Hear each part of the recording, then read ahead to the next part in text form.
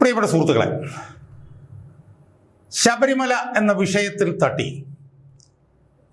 CPM എന്ന് പറഞ്ഞ പാർട്ടിയും ഭരണകൂടവും ഈ കുപ്പി പൊട്ടുന്നത് പോലെ പൊട്ടിച്ചിതറാൻ പോകുന്ന ഒരു ചിത്രത്തിന് നമ്മൾ കാത്തിരുന്നു കൊള്ളൂ എന്നാണ് എൻ്റെ പ്രേക്ഷകരോട് എനിക്ക് പറയാനുള്ളത്. മൂന്നാം തവണ അധികാരം എന്ന് പറഞ്ഞ സ്വപ്നമൊക്കെ ശബരിമല എന്ന് പറയുന്ന ആ ഒരു വിഷയത്തിൽ തട്ടി ഏതാണ്ട് തീർന്നു കഴിഞ്ഞു എന്ന് പറയുന്നതിന് എനിക്ക് യാതൊരു മടിയുമില്ല. ശബരിമല എന്ന് പറയുന്നത് ഈ സർക്കാരിൻ്റെ ഒരു എന്താണ് ഏജ്ലീസ് ഹീൽ എന്ന് പറഞ്ഞ പോലത്തെ ഒരു സംഭവമാണ്. ഒരു എന്തൊക്കെയോ എന്ന് പറഞ്ഞു കഴിഞ്ഞാൽ അതിൽ തട്ടി അങ്ങ് അവസാനിക്കുന്ന ഒരു വിഷയമായി ശബരിമല മാറിക്കൊണ്ടിരിക്കുകയാണ്. ശബരിമലയിൽ ഒന്ന് തൊട്ടപ്പോൾ 2019 നമ്മൾ കണ്ടു, സുപ്രീം കോടതിയുടെ 5-അംഗ ബെഞ്ച് ശബരിമലയിൽ യുവതീ പ്രവേശനമാകാം എന്ന് പറഞ്ഞു. അതിനെതിരെ അതിശക്തമായിട്ടുള്ള പ്രതിഷേധവുമായിട്ട് കേരളത്തിലെ പ്രബല വിഭാഗമായിട്ടുള്ള ഹിന്ദു വിഭാഗം വന്നു. പക്ഷെ സർക്കാരിനന്ന് വാശിയായിരുന്നു, വാശിയോട് വാശി. എന്തായിരുന്നു? ശബരിമലയിൽ സ്ത്രീകളെ കയറ്റിയിട്ടേ അടങ്ങൂ എന്ന് ഈ പാർട്ടിയും ഭരണകൂടവും പിണറായി വിജയനും ഒക്കെ ശപഥമെടുത്തു, വ്രതമെടുത്തു. അവർ 10 വോട്ടിന് വേണ്ടിയിട്ട്, കുറച്ച് സീറ്റിന് വേണ്ടിയിട്ട് ഞങ്ങൾ പ്രത്യശാസ്ത്രം ഞങ്ങൾ അടിയറ വെക്കില്ല എന്ന് പറഞ്ഞു. എന്തൊക്കെ ആയിരുന്നു അന്നത്തെ പോയില്? എല്ലാ ജില്ലയിലും പോയി പിണറായി വിജയൻ പ്രസംഗിച്ചു. എല്ലാ ജില്ലയിലും പോയി യുവതീ പ്രവേശനത്തിന് അനുകൂലമായി പ്രസംഗിച്ചു. ശബരിമല തന്ത്രിയെക്കുറിച്ചിട്ടൊക്കെ എത്ര അപകീർത്തിപരമായി പ്രസംഗിച്ചതൊക്കെ നമുക്ക് മറക്കാൻ കഴിയും. അതിനുശേഷം എല്ലാ എതിർപ്പുകളും, അതായത് ഹിന്ദു മതവിഭാഗത്തിൻ്റെ ഒറ്റക്കെട്ടായിട്ടുള്ള എതിർപ്പ്, BJP-കാരൻ്റെ എതിർപ്പ്, RSS-കാരൻ്റെ എതിർപ്പ്, നായർ സർവീസ് സംഘടന നായരന്മാരുടെ എതിർപ്പ്, ഈഴവർ, അവരെല്ലാവരും ഒറ്റക്കെട്ടായി ഈ യുവതീ പ്രവേശനത്തെ എതിർത്തപ്പോഴും പിണറായി വിജയൻ പറഞ്ഞു, അല്ല, ഞങ്ങളിത് നടത്തും, ഞങ്ങൾ യുവതികളെ ശബരിമലയിൽ കയറ്റും എന്ന് പിണറായി വിജയൻ പറഞ്ഞാൽ പിന്നെ വേറെ കാര്യമില്ലോ. എങ്ങനെയൊക്കെയാണ് 2 സ്ത്രീകളെ ശബരിമലയിൽ ഏതൊക്കെ മാർഗത്തിലൂടെയാണ്, എങ്ങനെയൊക്കെയാണ് ഭരണകൂടത്തിനെ ദുരുപയോഗപ്പെടുത്തി, എങ്ങനെയാണ് പോലീസിനെ ദുരുപയോഗപ്പെടുത്തി ശബരിമലയിൽ സ്ത്രീകളെ കയറ്റിയത് എന്ന് നമ്മൾ കണ്ടു. ഇന്നിപ്പോൾ ശബരിമലയിൽ ചെന്ന് അയ്യപ്പ എന്ന് പറഞ്ഞുകൊണ്ട് അവിടെ ജനത്തിരക്ക് ഏറി വരുന്നതിന് തൊട്ടു മുമ്പും ഈ പറഞ്ഞ പോലെ നാമജപം നടത്തുന്ന ഒരുത്തനുണ്ട്. അവൻ്റെ പേരാണ് ADGP S. ശ്രീജിത്ത്. ഈ ശ്രീജിത്ത് അന്ന് എന്താ ചെയ്തത്? രഹന ഫാത്തിമ എന്ന് പറഞ്ഞൊരു സ്ത്രീയെ വേഷപ്രച്ഛന്നയാക്കി. ഇന്നിപ്പോൾ വലിയ വലിയ ഭക്തന്മാരിൽ ഭക്തനായി നിൽക്കുന്ന ഇയാളെ നമ്മൾ ഓർക്കണം. പ്രച്ഛന്നയായി ഒരു സ്ത്രീയെ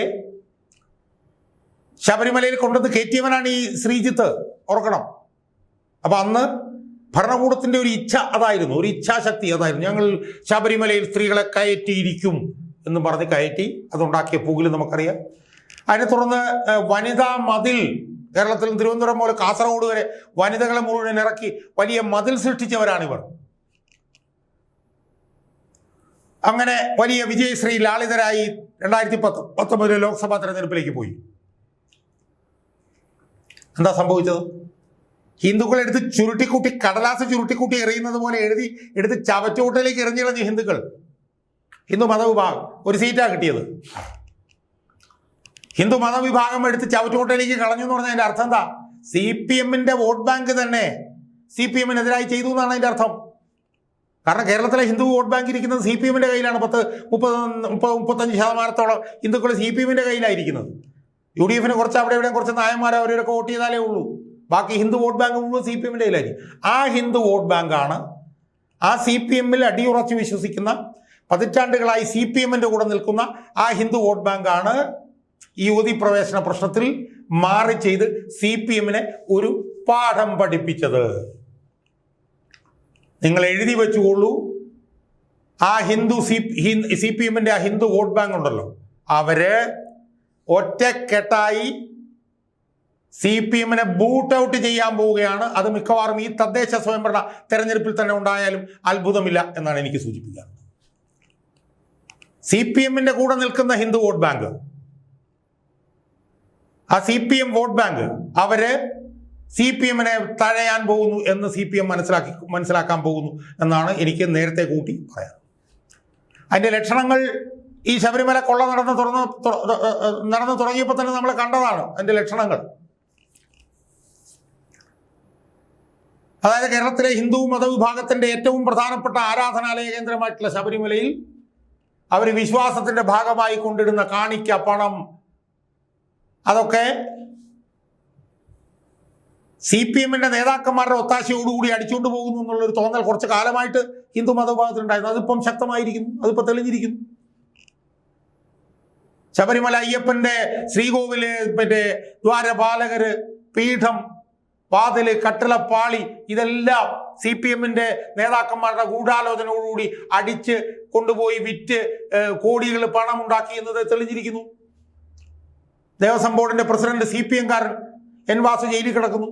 അയ്യപ്പന്റെ സ്വർണം CPM-കാരൻ അടിച്ചു മാറ്റിക്കൊണ്ട് വിൽക്കുന്നു എന്നുള്ള ബോധ്യം ഹിന്ദു മതവിഭാഗത്തിന്റെ ഇടയിൽ ശക്തമായി കൊണ്ടിരിക്കുന്നതിന്റെ ഇടയിലാണ് ഈ കഴിഞ്ഞ ദിവസം ശബരിമലയിൽ വരുന്ന 10,000-കണക്കിന് ഭക്തന്മാരെ കന്നുകാലികളായി കണക്കാക്കുന്ന ഒരു സംഭവം ഉണ്ടായിരിക്കുന്നത്. സുഹൃത്തുക്കളെ, കേരളത്തിലെ ഞാൻ നേരത്തെ പറഞ്ഞ ഒരു ഹിന്ദുക്കളുടെ ഏറ്റവും വലിയ തീർത്ഥാടന കേന്ദ്രമാണ് ശബരിമല. മറ്റ് ക്ഷേത്രങ്ങളിൽ ഇപ്പോൾ ഗുരുവായൂരപ്പനായിട്ടല്ല പോകുന്നത് ഭക്തന്മാർ, കാടാമ്പുഴ ക്ഷേത്രത്തിൽ കാടാമ്പുറ അമ്മയായിട്ടല്ല പോകുന്നത്. എന്നാൽ ശബരിമലയിൽ അയ്യപ്പനായിട്ടാണ്, ആ ഭഗവാനായിട്ട്, അയ്യപ്പ സ്വാമിയായിട്ടാണ് 10,000-കണക്കിന് ഭക്തന്മാർ ശബരിമലയിൽ പോകുന്നത്. ആ ഭക്തന്മാരാണ് ശബരിമലയായി നിലനിർത്തുന്നത്. ആ ഭക്തന്മാർ കാരണമാണ് ശബരിമലയിലെ ശ്രീകോവില് സ്വർണം പൊതിഞ്ഞത്. ആ ഭക്തന്മാരാണ് ഓരോ വർഷവും 10, 400, 450 കോടി രൂപയും പണവും സ്വർണവും വൈരങ്ങളും ഒക്കെ അയ്യപ്പ ഭഗവാന് വിശ്വാസത്തിന്റെ പേരിൽ അവർ അർപ്പിക്കുന്നത്. അവരാണ് ശബരിമലയാക്കുന്നത്. ആ അയ്യപ്പ ഭക്തന്മാരെ വെറും കന്നുകാലികളെപ്പോലെ കണക്കാക്കുന്നത് നമ്മൾ ഇന്നലെ കണ്ടില്ല സുഹൃത്തുക്കളെ. എന്തോ ഭാഗ്യത്തിനാണ് വലിയൊരു ദുരന്തം അവിടെ ഉണ്ടാകാതെ പോയത്. എന്തോ ഒരു ഭാഗ്യത്തിന്. ആ ദുരന്തം ഉണ്ടായിരുന്നെങ്കിൽ ഇന്നലെ എത്ര പേർ അവിടെ മരിക്കുമായിരുന്നു. പുഴുക്കളെ പോലെയല്ലേ അവിടെ ഭക്തന്മാരെ നമ്മൾ ഇന്നലെ കണ്ടത്. 60,000 ഭക്തന്മാരെ ഉൾക്കൊള്ളാൻ കഴിയുകയുള്ളൂ എന്ന് ഹൈക്കോടതിയോട് പറഞ്ഞ ദേവസ്വം ബോർഡ് പറഞ്ഞില്ലേ. ഇന്നലെ 1,10,000 പേരാണ് അവിടെ വന്നത്. 50,000 പേര് കൂടുതൽ അവിടെ ശബരിമലയിൽ ഇന്നലെ വന്നു. ഇന്നലെ ഒരു ദുരന്തം ഉണ്ടായിരുന്നെങ്കിൽ അവസ്ഥ എന്താകുമായിരുന്നു നമ്മളൊന്ന് ആലോചിച്ച് നോക്കി. എന്തോ മഹാഭാഗ്യത്തിന് അവിടെ ആ ഒരു വലിയ ദുരന്തം ഇന്നലെ ഉണ്ടായില്ല. അപ്പൊ ഭക്തന്മാരെ, ശബരിമലയെ നിലനിർത്തുന്ന ഭക്തന്മാരെ മാടുകളെപ്പോലെയും പുഴുക്കളെപ്പോലെയും കാണുമ്പോൾ CPM-ന്റെ നേതൃത്വത്തിലുള്ള ദേവസ്വം ബോർഡ് ശബരിമലയിലെ ഈ അയ്യപ്പന്റെ സ്വർണം കൊണ്ടുവന്ന് വിൽക്കുന്ന ഉണ്ണികൃഷ്ണൻ പോറ്റിക്ക് കൊടുക്കുന്ന സ്വാതന്ത്ര്യം എന്താ സുഹൃത്തുക്കളെ? നമ്മളൊന്ന് താരതമ്യം ചെയ്ത്. അയ്യപ്പനെ നിലനിർത്തുന്ന ഭക്തന്മാര് ആടുമാടുകളും കന്നുകാലികളും പുഴുക്കളും, മറുഭാഗത്ത് അയ്യപ്പന്റെ സ്വർണം കൊണ്ടുപോയി വിറ്റ് കോടികൾ ഉണ്ടാക്കുന്ന ഉണ്ണികൃഷ്ണൻ പോറ്റിക്ക് സർവതന്ത്ര സ്വാതന്ത്ര്യം ശബരിമലയിൽ. അതല്ലേ നമ്മൾ കണ്ടുകൊണ്ടിരിക്കും. ഉണ്ണികൃഷ്ണൻ പോറ്റി വരുമ്പോൾ നട തുറന്നിരിക്കുകയാണെങ്കിൽ പോലും കീഴ്ശാന്തികൾ സ്വർണം പൊതിഞ്ഞ വാതിലെടുത്ത് അയാൾക്ക് അളവിന് വേണ്ടിയിട്ട് കൊടുക്കും.